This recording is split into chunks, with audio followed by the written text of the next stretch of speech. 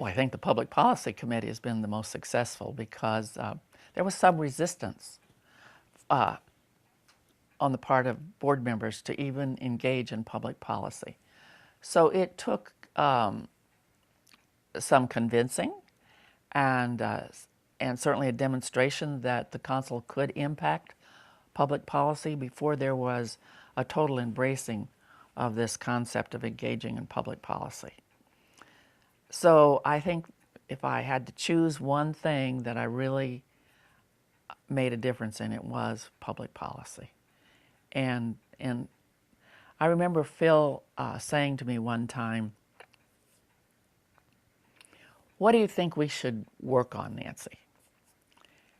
And I remember my response to him, and I said, "Phil, it's all about children. If we can make a difference in how children think and how they act and what is available for them, we can solve all of the problems." And so I think in many ways, the council's work has really focused on children, whether it's, early childhood development, daycare, common schools, higher education, people's attitude towards poverty, those veterans, people living with HIV/AIDS. So I think, the crux of it is the work that we've done, which is really very broad-based, but really comes back to helping children and making it better for them. Because if we make it better for them, it'll be better for all of us. Ladies and gentlemen, Nancy McDonald.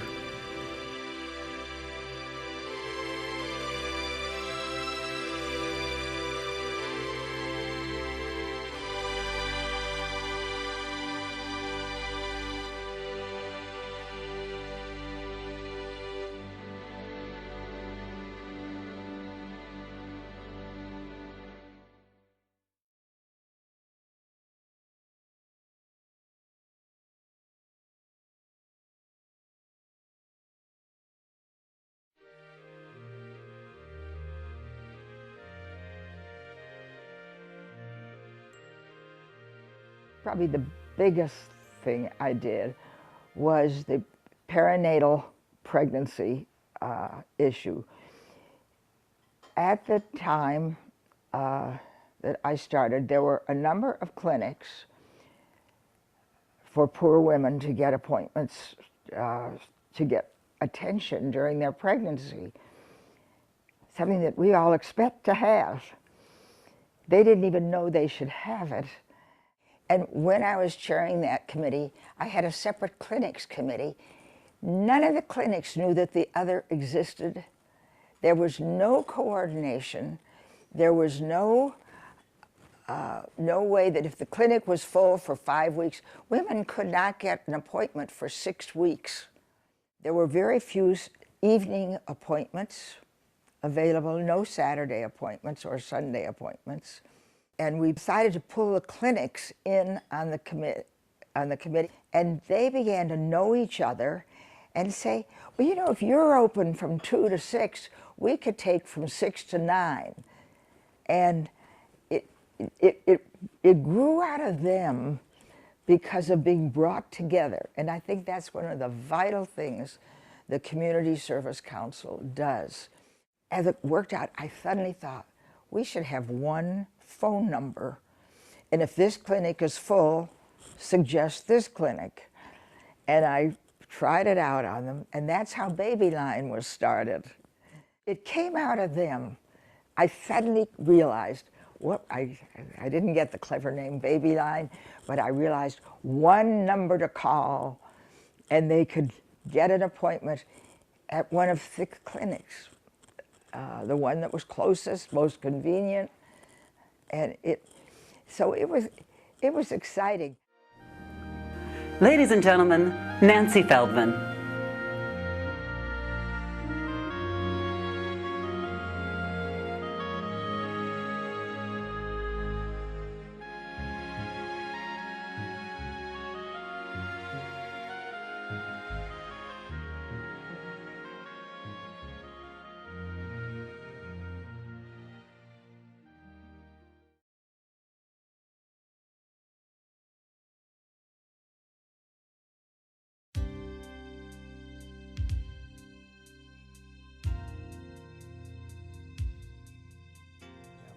My involvement is through the Metropolitan Human Services Commission, which is an agency that is staffed by the Community Service Council.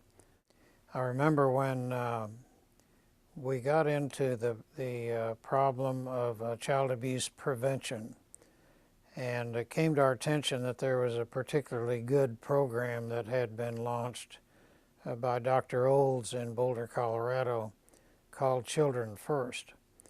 And so we thought that had a really an interesting kind of a twist to it with respect to evaluation. That so many of the programs that we were dealing with in child prevention didn't really have a good evaluation process. But at any rate, it seemed to bring credibility to the program. So when we approached the state legislature, that aspect of that program was very important to them, because I think everyone had seen these different kinds of programs roll through the state budget, but not have really any assessment or credibility to them after they had some maturity to them. Well, I would say that I'm a very minor part of the whole effort that the Community Service Council has made. I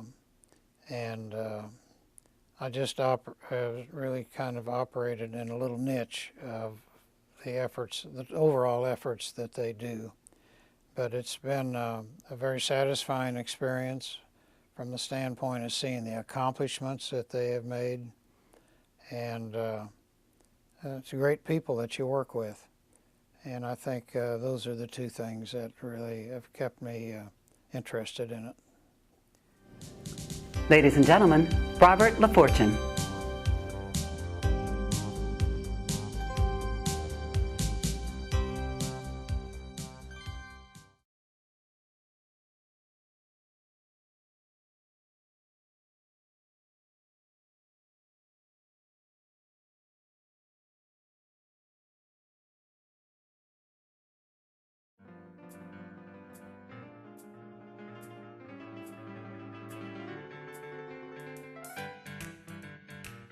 I married into the Community Service Council. My wife's mother had retired and then went to work for the Community Service Council and put together and published the first directory of community services. Well, the one that stands out for me, and certainly the one that I'm proudest of, is the work that we did on the early childhood planning and development study that we did for Governor Keating. Oklahoma found itself behind numerous other states, and there was a certain amount of pressure being put on the legislature and the governor to wrestle with this issue, and so Governor Keating decided to have this task force. And I've been fortunate enough to ride this horse recognition-wise an awful long way, when in fact I really had very little to do with it. We put together an absolutely outstanding team of educators, business people, parents, service providers, child care organizations, just the greatest group of folks, the best minds came together to work on this issue. And it was just the most dynamic experience of my professional life. Ladies and gentlemen, Pete Churchwell.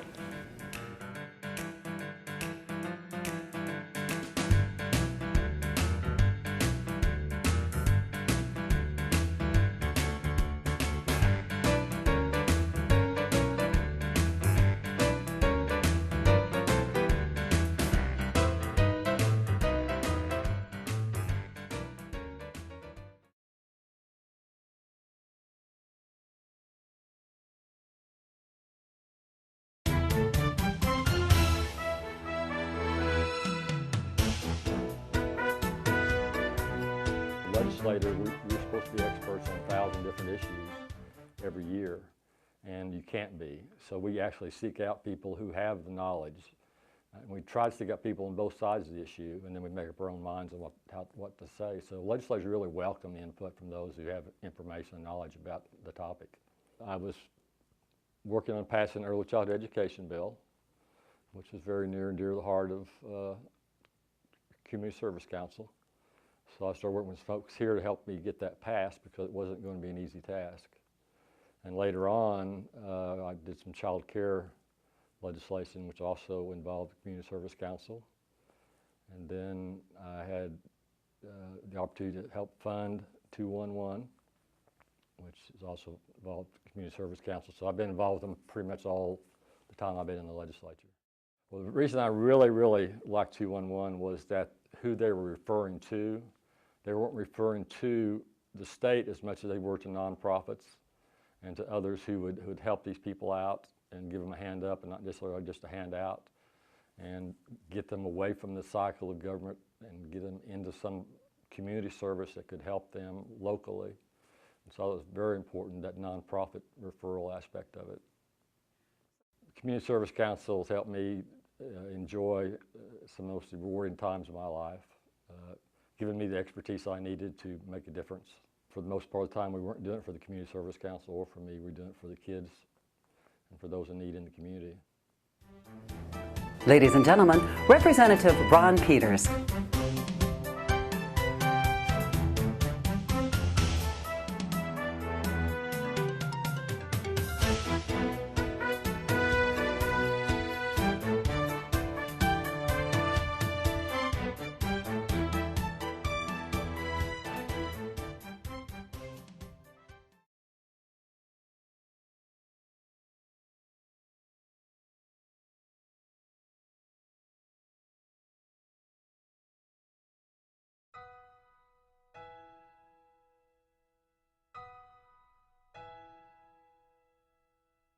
My first involvement at the Community Service Council was with the Child Care Resource Center, the development of the center. That was back in the dark ages before anybody was really very much concerned about child care and quality child care and the importance of those early learning years. I think I brought to the table a real burning desire to work in the community and work with children and families in the community. And partly because of my position on the city commission at that time, I was able to bring in a lot of people and awareness and develop awareness and contacts, particularly I think in the business community. It's really not about me or the other honorees. It's about the council itself, what they have been able to achieve. We each have been able to give a small part to those successes, but as I said before, it is the bringing together of ideas and people and coordinating and raising awareness that the council has done that is the most important thing.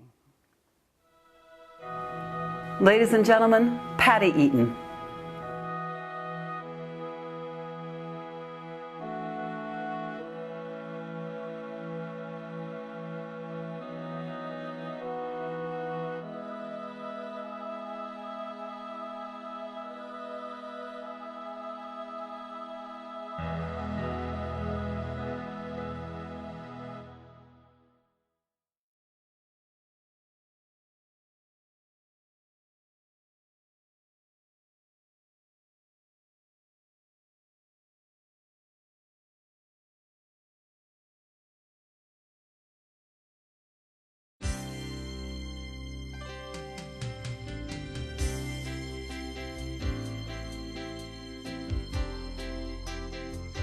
I moved to town and I was involved with civic affairs, and it was then called the Council of Social Agencies.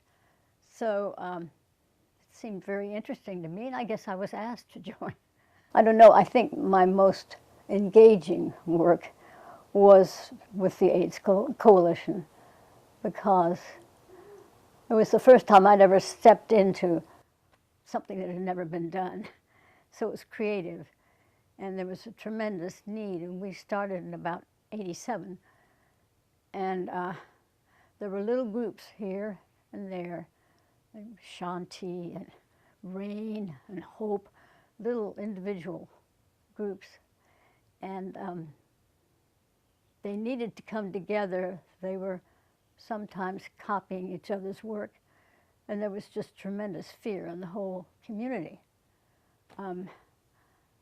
among all people. And so this was interesting to bring together these disparate groups and have them coalesce and begin to create something that's still in existence. I view the council as like a seismograph, which is under the city and is responding to various things that are happening, and it picks up a tremor over here, like they'll suddenly be involved in AIDS, as I was, or we have a problem sometimes in various communities within the city, and it tells us in advance what's going to happen. It's amazing. Ladies and gentlemen, Joan Flint.